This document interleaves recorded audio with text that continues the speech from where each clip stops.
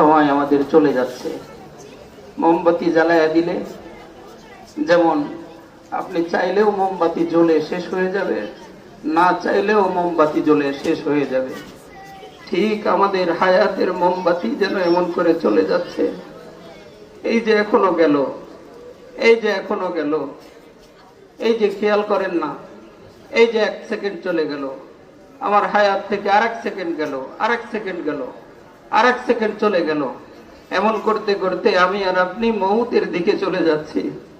এমন করতে করতে এই যে 1 মিনিট চলে গেছে বয়ানে, মৌতের দিকে আগায়া চলে যাচ্ছি। আমাদের একজন আকাবের বুজুর্গ বলতেন, ভাই আমার আপনার জিন্দেগিটা একটা রাস্তার মতো। মনে করেন একটু চোখটা বন্ধ করেন, মাথাটা একটু নিচের দিকে দেন তো ভাই। মনে করেন চোখটা বন্ধ করে মাথাটা নিচের দিকে দেন।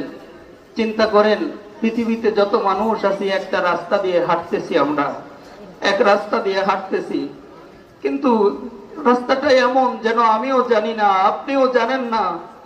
এই রাস্তার যে কোনো জায়গায় পা দেওয়ার সঙ্গে সঙ্গে আপনি নিচে পড়ে যাবেন। আপনিও জানেন না, কেউ জানে না, রাস্তা দিয়ে সবাই হাঁটতেছি।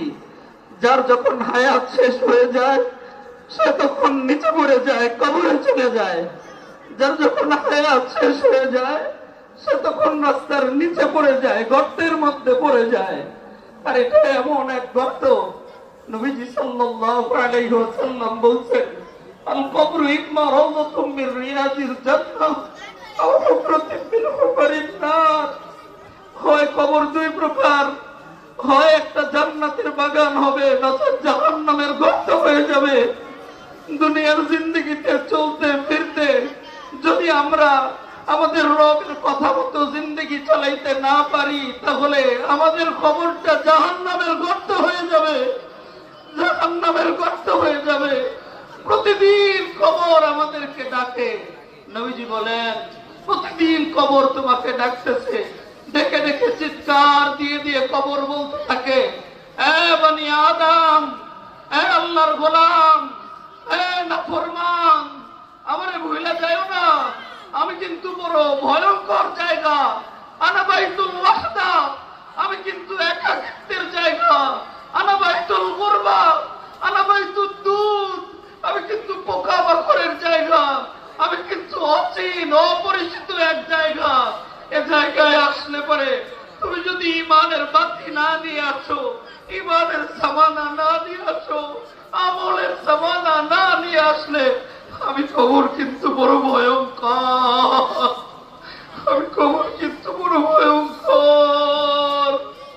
হায় আমি আপনি জিন্দগিতে কি করতেছি ভাই, ভাই জিন্দগি কিভাবে কাটাচ্ছি, জিন্দগি কিভাবে কাটতেছে আমার।